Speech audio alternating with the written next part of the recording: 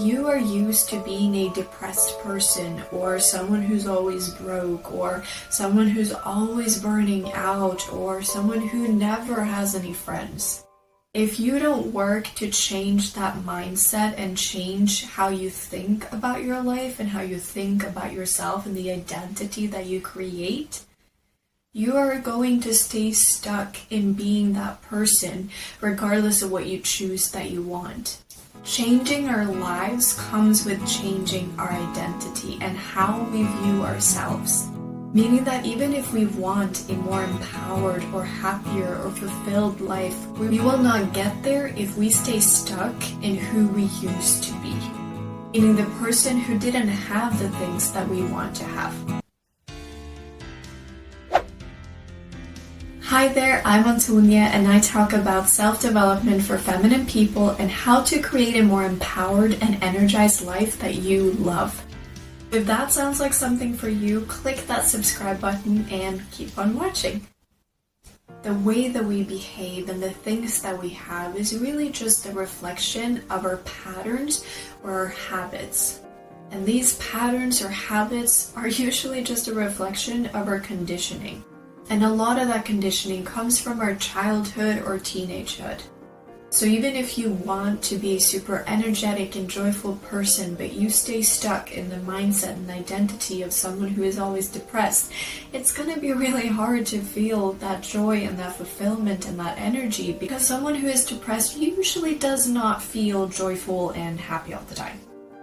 And the thing is that letting go of that past identity usually brings up a lot of fear in us because it's an unknown, and our mind does not like things that are unknown. We actually rather stay where it's comfortable, and it seems odd to say that being depressed is what's comfortable, but for us and for our mind, if that's where we're used to being, that's where we are comfortable. That's where we know what things look like. So I want to give you a bit of an example from my personal experience. So about 10 years or so, I started to fall into my first round of depression. And in that time, I was deep down in a black hole, and all of my thoughts were just so negative and so destructive. But that's where I stayed for a few years, and I got so used to being there. I got so used to being the person who felt depressed all the time. So it was really scary for me to imagine letting that go. Because the thing is, whatever it is that we have attached to our identity, whether it is that you are always broke or that you're constantly burning out, we show up to life with that identity. We show up to things knowing who we are and that that person is the one who's always broke or the one who never has any friends. And to imagine letting that go, letting go of our entire world essentially, is really kind of scary. And that's what I felt like. I felt like even though I was going to a few therapy sessions and even though I wanted to live differently, I felt so scared because I honestly did not know who I would be without my depression. I didn't know what would I even think about. I mean, all of my thoughts were so negative, so destructive. It was going on in my mind 24/7. And I thought, without that, what would I even be? Who would I be? I mean, what would my life be like? And that fear keeps us stuck. It keeps us stuck in what we're comfortable with, in what we're familiar with. It means that we will never get what we truly want. And the thing to remember as well is that what we focus on is what expands. So if we're constantly thinking about what we don't have or what we don't want anymore, that is still what we're thinking about.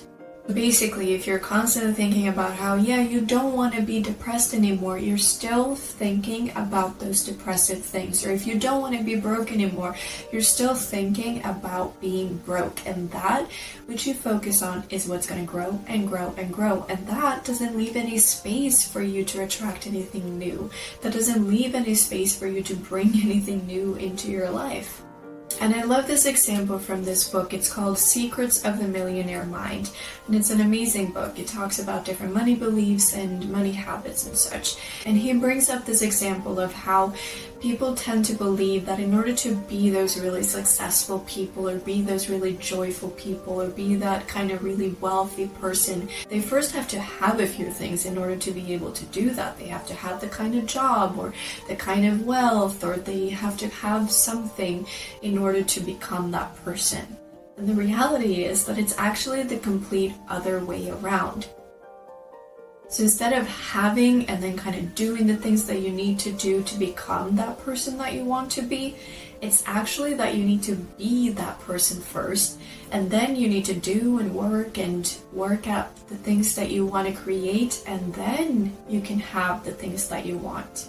So what that essentially means is that you need to start thinking and acting as if you already have, rather than just say, no, I can't until I have, and then I will become. Because then you will probably never have, and you will probably never become. And in order to go from being this person who doesn't have to being the kind of person who could have, we need to start attracting what we desire. And we need to start appreciating and admiring the people who already have the things that we want. Let's take one example. Let's imagine that you have been feeling really depressed and you want to start feeling way more joyful and energetic. What are your friends like? What are the people that you surround yourself with? Are they kind of low energy? Do they kind of just think negative thoughts and just focus on the things that aren't going right in their life? Because if that's the case, then it's going to be really hard for you to shift your identity away from someone who doesn't have. Rather than if you start surrounding yourself with people who kind of are a few steps ahead of you already, they already feel way more joyful, they already have way more energy, you can start attracting that into your life and making space for you to be the kind of person who surrounds herself with high energy, joyful people. Now, when we are going on to this journey of changing our identity and making space for the things that we really want and making space for us to grow and to become the kind of people who can have the things that we want and the lifestyle and the dreams and all of that, there are two really common traps that people fall into that put them in a way where they're really just subconsciously sabotaging themselves, and they're really just putting obstacles in their own way rather than actually fully embracing and attracting the things that they want. So the first trap is when you end up judging or feeling envious of the people who have what you desire. So let's imagine you really want more money and you're thinking about how you want to be wealthy, but every time you see someone rich, you judge them or you just feel envious of them. And essentially you just put a negative attachment to those people. Now, to your conscious mind, you are saying that you want more money, but subconsciously you are judging or feeling envious of those who have money. The thing is that this creates a conflict within you where you're really telling yourself that people who have money are bad. There's something bad about people who have money, which means that you don't want to get that, because if you then have money, you also become that kind of bad person or something to feel envious of or something to judge of. So instead of getting that money, instead of attracting that money in, you're actually pushing it away and repelling it because you don't want to have that bad attachment to yourself. Let me give you a personal example of this. A couple of years ago, I started realizing that I wanted to create more financial freedom for myself and essentially get more money. Then when thinking about building that financial freedom, I started thinking about my own parents and how they had always been quite financially well off, but they didn't necessarily use their money in an exceptionally good way, and they didn't necessarily make them very good people. And essentially that put me in a feeling of, if I were to get the kind of money that I wanted, I would ultimately become a bad person like my parents. And I would behave the way that they did, and I would spend my money the way that they did, and I would feel about my money the way that they did. So even though I was consciously saying that I want to have more money and financial freedom is great, I was subconsciously getting in my own way because I didn't really want that, because I didn't want to feel like I was a bad person. And the second trap that we can easily fall into is thinking that the people who have what we want somehow had it easy, or that there's some sort of reason why they can have and you can't have. I want to point out here, of course, people grow up with different opportunities. There's just no doubt about that. But at the end of the day, becoming the kind of person that you want and building success and building a life that you love doesn't just rely on opportunities that you're given. They also rely on the work that you put in and the effort that you put in and whether you believe that you're deserving of it or not. Most people who actually have a ton of success or who have a lot of close good friends or who are super wealthy, they don't accidentally just fall into that. That took a lot of effort, it took a lot of devotion and persistence, and it took a lot of them believing that they were worthy, which for most people will also mean that they had to kind of get rid of a lot of those limiting beliefs and patterns of who they used to be, in order to make space for that person who can have that life. So do you sometimes look at maybe your friend who's doing something really cool, but then you just kind of excuse it that, oh yeah, but she could because she had this and this and that? Or do you just always find a reason why, even though other people are going after what they want, or even though other people are doing this thing, you just can't because of some sort of reason? Because this is also just another way for you to reject what you truly want and for you to get into your own way. And for you to say that you want something but not be willing to really let go of a past identity who didn't have that in order to make space for an identity and a person that can have that. So a couple of steps to really get away from that past identity who didn't have to really becoming that person who can have is to start to really define what it is that you want in life. And this is really important because we need to be truthful and honest with ourselves about what it is that we want so that we can kind of figure out the path to get there.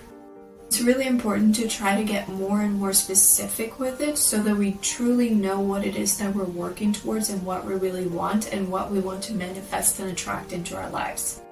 But a quick note here, I just want to point out, you do not have to get specific right away. I know when I started, I was not very specific, and I've changed a lot of the things that I wanted as I got more and more specific and as I learned more and more about myself. So don't freak out if you just kind of have a broad idea of the things that you desire. You can keep doing it and keep getting more and more specific as you go. And there are a few different ways that you can do this. I feel like the most popular ways are maybe meditation and journaling. Personally, I really like to journal. I feel like it kind of just disconnects me from that more logical, maybe a bit more judgmental idea of, can you really have that? And just putting it down and just allowing myself to put down what it is that I want. But you can always find your way of really figuring out what it is that you want. And again, give yourself some time and space to get more and more specific with time. Then the second thing is when you've actually started to think about what you truly want, then you need to look at what limiting thoughts or beliefs might you have around that. So if you say that you want to have a lot of financial freedom, what could you maybe have feeling underneath that would go against that? Do you often say that money is the root to all evil? Do you often judge people who are seemingly wealthy and just see them as something negative? Because we need to identify those limiting beliefs, and remember, they are just your patterns. They are things that you got used to doing, but bringing awareness to them is what's going to help you change them and let go of those beliefs, and therefore make space for this new person who can have everything that you want.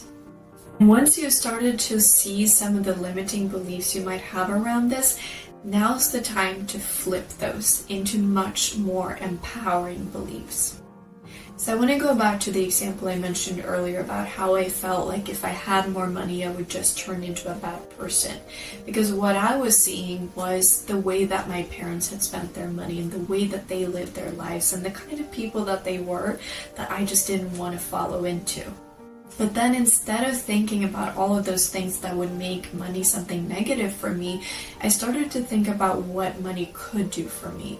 And I started to realize that if I had more money, I could live life more on my terms and not feel like I always had to be working or feel like I had to have a 9-to-5 kind of job. I could work 4 hours a day, for example, and have way more freedom to spend time the way that I wanted. I realized that if I had more money, I could contribute and donate to the causes that I really wanted to support. I realized that with that money, I could buy nice gifts and not worry about my finances to the people that I love. I could go on trips with the people that I love, and there were so many opportunities that money would bring me and that financial freedom would bring me that were positive, and not just positive, but empowering, that felt motivating for me, that felt like, yeah, this is what I want, as opposed to feeling like it was just something negative. So what are some things that you really want in life, and what might be some limiting thoughts or beliefs that you might hold around that? Because until you start kind of pulling out the weeds of those negative beliefs and patterns, you're not going to be able to make space for that person who believes that she is deserving of this and believes that this is something great and something to celebrate and something to want. Thank you so much for watching my first official video here on YouTube. If you liked it, please let me know and feel free to share your thoughts in the comments below. More videos will be coming, so click that subscribe button. And in the meantime, check out these videos.